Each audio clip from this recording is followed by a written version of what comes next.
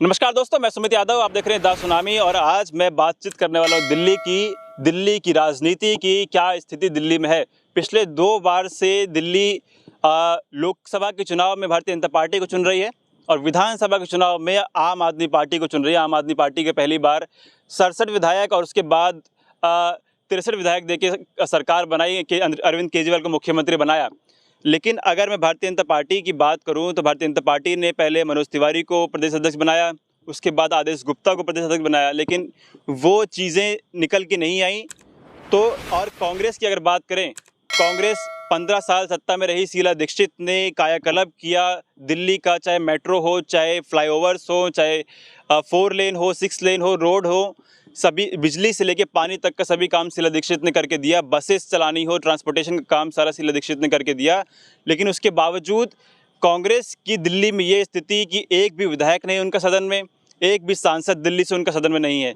तो किस तरीके से कांग्रेस अपनी स्थिति में सुधार कर सकती है, क्योंकि विपक्ष दिल्ली का बहुत कमज़ोर, चाहे भारतीय जनता पार्टी की बात करें या फिर कांग्रेस की बात करें, दोनों ही विपक्ष बहुत कमज़ोर है। तो वो विपक्ष की कमजोरी का जो गैप है, क्या कांग्रेस अब उसका फ़ायदा उठा सकती है? तो फ़ायदा उठाने के लिए क्या चीज़ें करनी चाहिए? क्योंकि बीच में कन्हैया कुमार का नाम आया कि कन्हैया कुमार को हो सकता है प्रदेश अध्यक्ष दिल्ली का बनाया जा सकता है।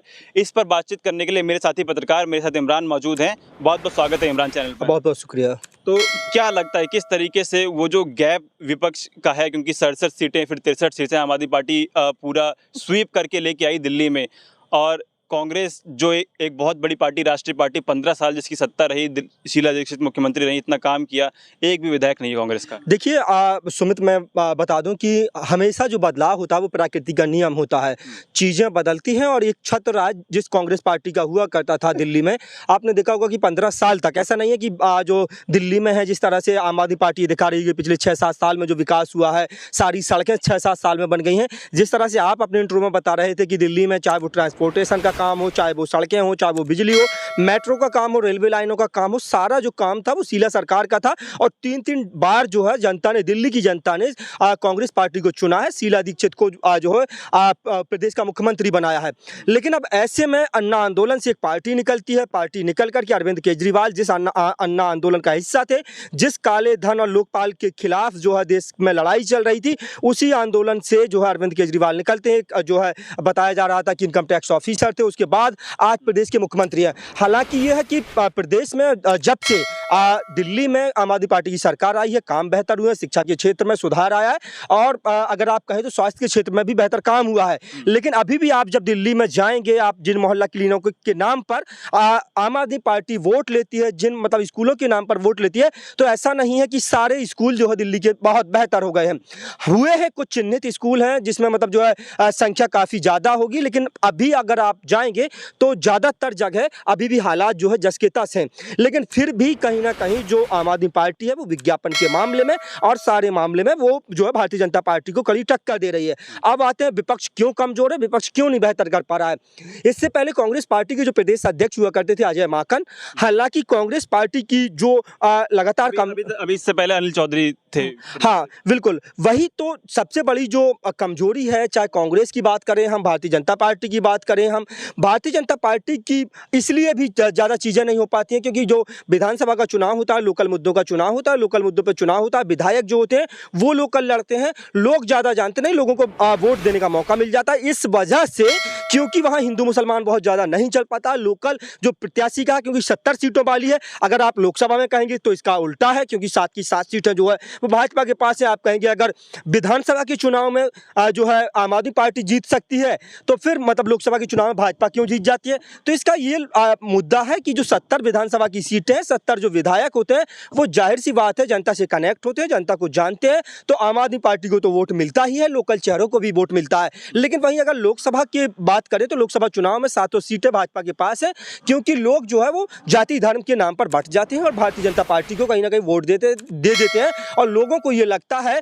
कि प्रदेश के लिए मुख्यमंत्री जो बेहतर है वो शायद केजरीवाल है, बेहतर विकल्प है, उनको ये लगता है प्रदेश की जनता को। लेकिन जब देश की बात आती है तो उनको प्रधानमंत्री नरेंद्र मोदी दिखाई देते हैं, उनको लगता है देश का प्रधानमंत्री बनाने का चुनाव है। मैं कांग्रेस की बात कर रहा था क्योंकि एक भी इतनी बड़ी पार्टी का एक भी विधायक सदन में ना होना ये बहुत ही बड़ी बात है। इससे पहले अनिल चौधरी प्रदेश अध्यक्ष थे, नगर निगम का चुनाव हारने के बाद अनिल चौधरी ने इस्तीफा दिया, तब से दिल्ली का कोई प्रदेश अध्यक्ष नहीं है।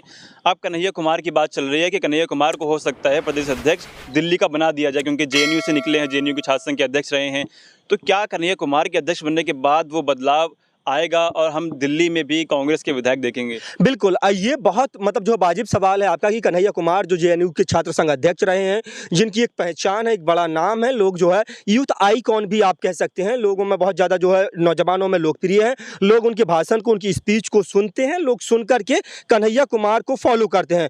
बहुत ज़्यादा जो है कम समय में बहुत ज़्यादा नाम दौलत जो शोहरत है वो कन्हैया कुमार ने कहीं ना कहीं कमाई है।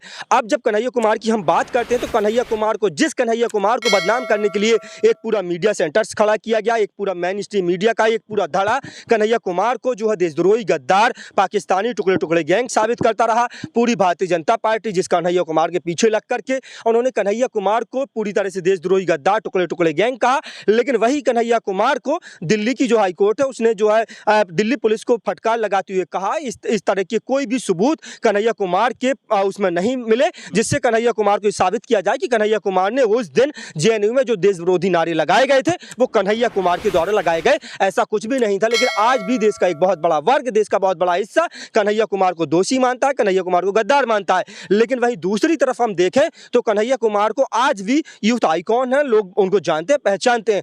अगर ऐसे में वो दिल्ली प्रदेश कांग्रेस कमेटी के अगर अध्यक्ष चुने जाते हैं तो जाहिर सी बात है, क्योंकि नौजवान है, एक्टिव है, लगातार जो है तमाम मंचों पर खड़े होकर के लोगों की बात करते हैं, जाति मिटाने की बात करते हैं, भेदभाव मिटाने की बात करते हैं और नारा ही जातिवाद से आज़ादी, भेदभाव से आज़ादी और मनुवाद से आज़ादी, ये तमाम जो नारे हैं वो लगातार देते रहे हैं। और कन्हैया कुमार जो है बेगूसराय से जब सीपीआई की टिकट पर चुनाव लड़े तो उनकी लोकप्रियता ही थी कि गिरिराज सिंह के मुकाबले और जो है आरजेडी के मुकाबले वो दूसरे नंबर पर रहे, रनर अप रहे और उन्होंने बहुत बेहतरीन तरीके से बेगूसराय से लोकसभा का चुनाव लड़ा। ये लोकप्रियता थी कन्हैया कुमार के खुद के जो है फेस पर, उनको वोट मिलने का काम हुआ है। अगर ऐसे में कांग्रेस पार्टी उनको दिल्ली प्रदेश की कमान सौंपती है तो ऐसे में कहीं ना कहीं जो सोई हुई कांग्रेस है, जो 5-6 साल से कांग्रेस जो सत्ता से बेदखल है और लगातार जो है उनकी एक भी सीट नहीं आ रही है, लगातार सीटों से महरूम है, तो मुझे लगता है कि दिल्ली में जो है बूस्टर का काम करेगा कन्हैया कुमार का प्रदेश अध्यक्ष बनना। ये सवाल इसलिए भी था क्योंकि वहाँ पे भारतीय जनता पार्टी भी विपक्ष के रूप में बहुत कमजोर है दिल्ली में, तो इतने सालों से क्यों उसका फायदा कांग्रेस नहीं उठा पा रही बीजेपी कमजोर होने का? क्यों एक तरफा स्वीप केजरीवाल कर जाते हैं? बिल्कुल यही सबसे बड़ी बात है। मैं लगातार बता रहा हूं कि एक तो विज्ञापन के मामले में जो है केजरीवाल लगातार जो है टक्कर दे रहे हैं, भारतीय जनता पार्टी को टक्कर दे रहे हैं। तमाम जो चीज़ें हैं, ऐसा नहीं कि काम नहीं हुआ, दिल्ली में काम हुआ है, लेकिन उसी काम पर आप जो आधारशिला जो शीला ने रख के गई थी, शीला दीक्षित ने जो 15 साल दिल्ली पर शासन किया है, उस दौरान के जो काम थे, जो अधूरे काम थे, उनको पूरा करवाया है, पूरे कर रहे हैं केजरीवाल। लेकिन लगातार केजरीवाल जिस तरह से लोगों के बीच जा रहे हैं, लोगों के बीच बातचीत करते हैं और जिस काम को आगे बढ़ाते जा रहे हैं, तो लोगों को लग रहा है चाहे वो बस का फ्री करना हो या फिर जो 300 यूनिट या 200 यूनिट का जो बिजली का फ्री करना हो, पानी का फ्री करना हो, एक आम आदमी को और चाहिए क्या? एक आम आदमी को सिर्फ यही चाहिए कि जो उनकी दिनचर्या की चीज़ें हैं अगर वो सस्ती होती हैं, मुफ्त होती हैं, तो वो जो लेबर वर्ग का, क्योंकि दिल्ली में जो 2 करोड़ की आबादी है उसमें बहुत लोग जो है बिहार से आए हैं, यूपी से आए हैं और आकर के बासिंदे हो गए हैं, दिल्ली में आकर के बस गए हैं। बहुत लोग हैं जो वोटर है, जो किराए से रहते हैं लेकिन फिर भी वोटर है, राशन कार्ड है और वो वोट करते हैं, तो उनको क्या चाहिए? लेकिन कांग्रेस को अगर मजबूत होना है तो कांग्रेस को उसका काट निकालना पड़ेगा और काट निकालने के लिए एक ऐसा बेहतर चेहरा, एक ऐसा बेहतर नेता जो किसी भी तरीके से भाजपा और जो है आम आदमी पार्टी का मुकाबला कर सके। और जी आपने कहा कि जो दिल्ली है वो उसमें आधी से ज्यादा आबादी उत्तर प्रदेश और बिहार की है, तो क्या कन्हैया कुमार का बिहार से आना ये भी एक फैक्टर दिल्ली के प्रदेश अध्यक्ष होने पे होगा? बिल्कुल। आप देखिए मनोज तिवारी को जब प्रदेश अध्यक्ष भाजपा का बनाया गया, सिर्फ इसलिए बनाया गया था, इसी बेस पे बनाया गया था कि वो कन्वेंस करेंगे, बिहारियों को कन्वेंस करेंगे, जो बिहार की एक बहुत बड़ी आबादी जो दिल्ली में निवास करती है, शायद वो प्रभावित होकर के वोट करेंगे और शायद मुझे लग रहा है कि इसका लाभ जो है उन्होंने जो लोकसभा का चुनाव हुआ है उसमें मिला है भारतीय जनता पार्टी को। ऐसा नहीं कि मनोज तिवारी के प्रदेश अध्यक्ष बनने का लाभ शायद भारतीय जनता पार्टी को नहीं मिला या भारतीय जनता पार्टी उन्होंने लोकसभा का उम्मीदवार बनाया, इसका भी लाभ मिला है।